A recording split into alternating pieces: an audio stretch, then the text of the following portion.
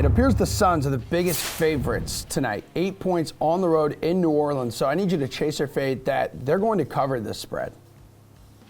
I think I'm going to fade, which feels weird. The Suns have just been so dominant. The Pelicans have been, really, narratively speaking, one of the biggest disasters of the 2021-22 season.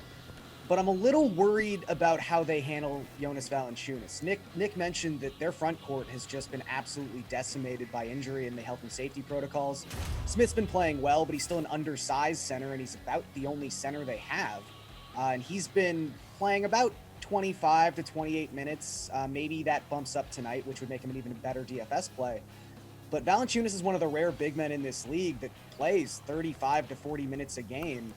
I'm not saying they win this contest, but they are 4-1 ATS their last 5 home games. They're 8-7 their last 15 games overall. They've been just playing better. They've got Brandon Ingram back. He shook off the rust their last game. I think they keep this close. So I'm not saying bet them on the money line, but I would take them +8. Yeah, Nick, it's now 7.5 point favorite.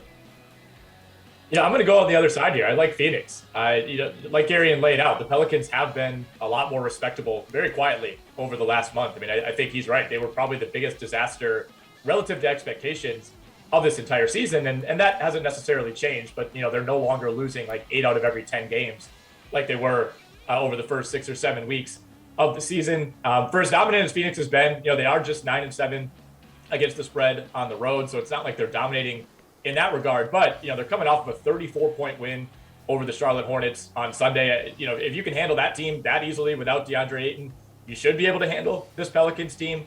I am a little concerned, about that Valanciunas matchup against Jalen Smith. I think that's very much a valid point by Garion.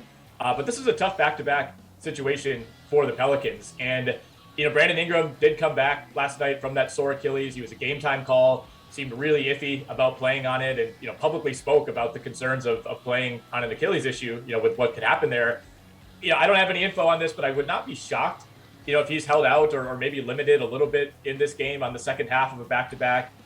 He was 3 of 18 from the field last night, played 30-ish minutes, really didn't look like himself. So, I wouldn't be surprised if, midday we find out that he's maybe questionable for this game. And if Brandon Ingram is at all limited, then it's basically the Valanciunas show on offense.